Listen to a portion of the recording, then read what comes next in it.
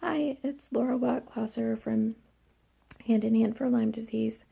Um, I'm coming to you to tell you a little bit about some of the symptoms for chronic Lyme disease. And again, still not feeling very well. The holidays were a little bit tough. I had some GI symptoms, and I think we talked about how I was feeling. I think it was getting rid of the toxins, and I'm really tired. I don't know if I can't zoom, but if you look closely, you can see just the bags under my eyes, and I'm 46, so some people have this, but this is not normal for my eyes to look like this. It's just been I don't want to say rough because I don't like to be a negative person. I have some puffiness in my face and my nose is not usually this big, but it's not usually this puffy.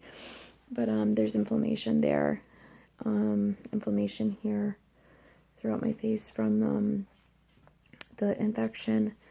But I'm going to go into some of the symptoms that you need to be looking for if you have if you think you may have Lyme disease. In this way, I'm hoping that you can catch it early. Now, some of the symptoms initially that you might experience would be fatigue. I'm not talking about tired. I'm not talking about like, oh, I need a nap. Oh, I'm tired, kind of thing. I'm talking about like you feel like you've been run over by a truck and you can't stay awake, even like almost feeling like you're going to pass out if you don't lay down kind of fatigue. Like the kind you get with the flu, but worse. Okay, that kind of fatigue. Like you just can't even stand up on your feet kind of fatigue, like you're just going to go down. That's the kind of fatigue I'm talking about. So if you're feeling like that and you know that your body doesn't normally feel like that, red flag. It's waving in your face. It's saying, hello, something ain't right. Okay, flu-like symptoms. They say that, you may not get the bullseye rash, but, you may have symptoms of the flu. But when you go, now they have the test for the flu, you may test negative for the flu. Or you may test positive even. Okay, these symptoms kind of wane, so they come and they go, they come and they go. So it's like a, like a roller coaster. You go up and you go down, you go up and you go down, and that's pretty typical throughout the entire disease for chronic Lyme. But I'll stick to Lyme for now. You will have joint pain. Your joints will ache. You will possibly have, perhaps you may have some irritability, some mood swings. And if you have a spouse or a loved one, a significant other, living with you, then they may be real happy to have you around. You'll be the joy of their existence. So you may be very moody. Sometimes you may be very angry. These are possibilities. These are just some things. I know when I first started experiencing symptoms, I was very, very my moods weren't first. My moods were not initially affected, but what was my health. Definitely, my immune system was compromised. But everybody is different how they experience it, and it all depends on what tick bit you and if you have co-infections or any viruses. So these are just some things to look out for. You want to be aware of migraine headaches. You want to be aware of any changes in your health. So if all of a sudden you're getting these weird allergies to environmental things, to foods, all of a sudden your GI system's changing. Maybe you were regular, or maybe you were constipated and now you're having diarrhea. I know everyone loves to talk about this, especially women. It's like, we don't talk about our bowel movements. It's so bad in our society. We can't talk about poop. But I was a therapist, so there's a book, Everybody Poops. So if you eat, you poop. So I think that we need, as women, to get over this in society, but that's a whole nother issue. Because if you have Lyme, guess what? You may be out and you may be in public and you may have to go to the bathroom. So, and you may not have a choice. So, that's something that you have to learn to, as much as society or has shunned that, get over that, because you're going to have to go, and no pun intended. Or maybe it was. So anyways, so if you start noticing some changes in your normal health and patterns, then there's something happening with your body. So you need to pay attention and really focus in and tune into your body and listen to the signs that your body's telling you something. And the more in tune you are to your body and the more you listen to it and the faster you take action in getting tested, the better off you'll be. Because if you end up with chronic Lyme, there's no cure.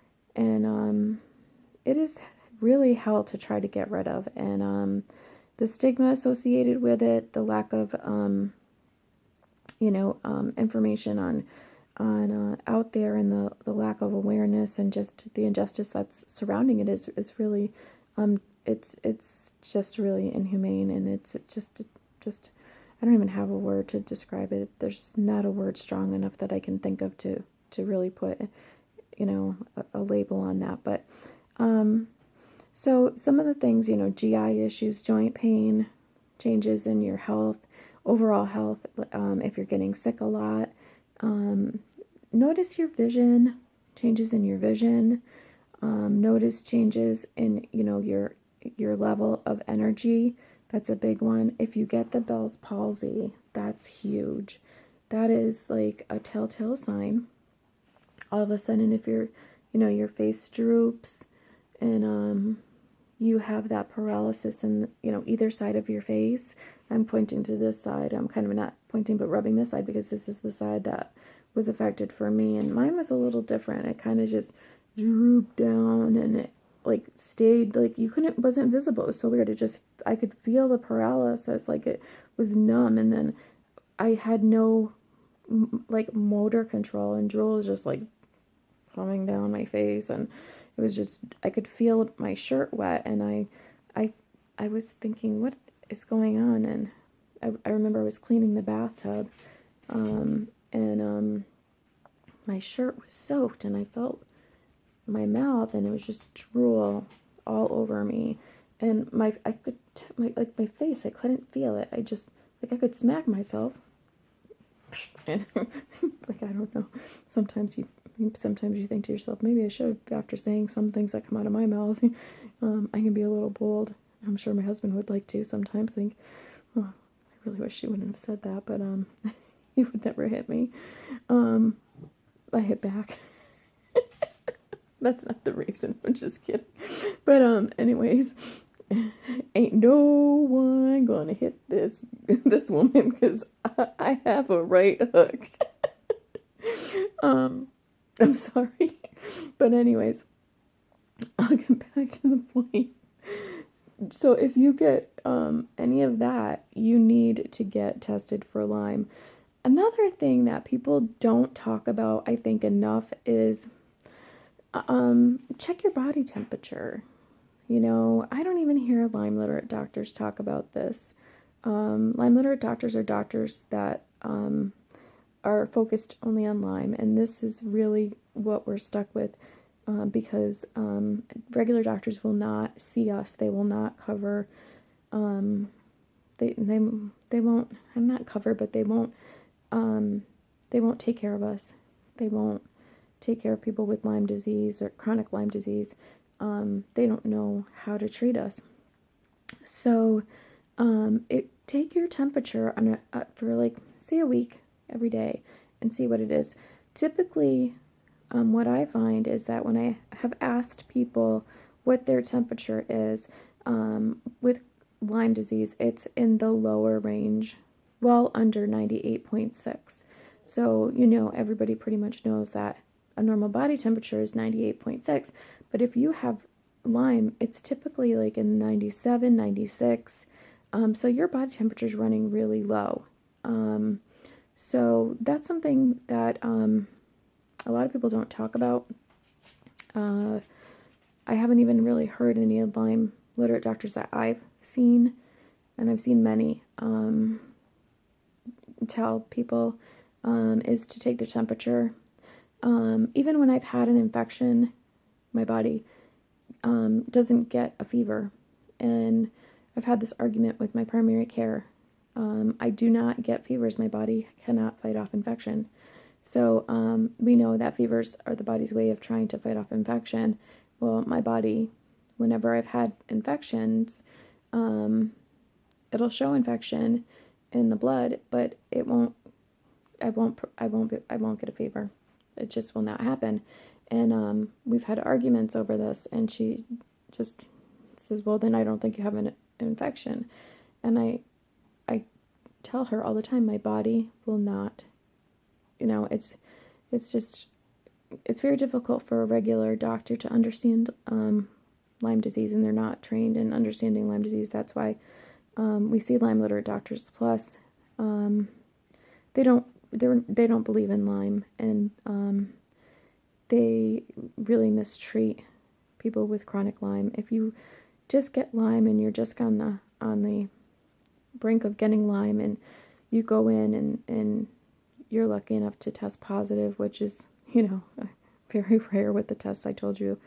If you saw the video I did on why you probably won't test positive with the Alyssa or Western blot, get the IGeneX and get tested with the IGeneX. You can Google it and get the test done for IGeneX. Then you will know if you have Lyme or not. Then they can give you antibiotics. Typically, they'll try to give you 10 days of doxycycline. You must insist on getting 90 days. You have to get 90 days of doxycycline to ensure that you do not get chronic Lyme disease. Do not leave that doctor's office until you get 90 days. I don't care if you have to throw yourself on the floor like a child and throw a temper tantrum. Adults have temper tantrums too, so we get mad at kids all the time for throwing temper tantrums, but we as adults know, and we cannot deny, that we have our own sort of temper tantrums, and that's exactly what you do at that doctor's office. You have your temper tantrum, and you get your 90 days, and if you get the tick, by some chance, if you're lucky and you see the tick on you and you pull it off, like I told you, straight, don't ever put anything on a tick. Ever, ever, ever, ever. If you see that tick, you pull it straight out with the tweezers, you put it in a baggie, you zip it, and you bring it with you so it can be tested for Lyme. Oh, I forgot my point. Anyways, don't put anything on it. I lost my train of thought because I was thinking about coffee. Sorry. But anyways, I'm not supposed to have coffee, but I'm tired from this week of all the symptoms I had. So anyways, these are some things to remember. 90 days, throw your temper tantrum, get those antibiotics, don't get chronic Lyme. Okay, thank you for listening and dealing with me and my own Lyme and the way that my brain functions, which is better actually than it was. So I'm very blessed. God bless you and take care. Bye.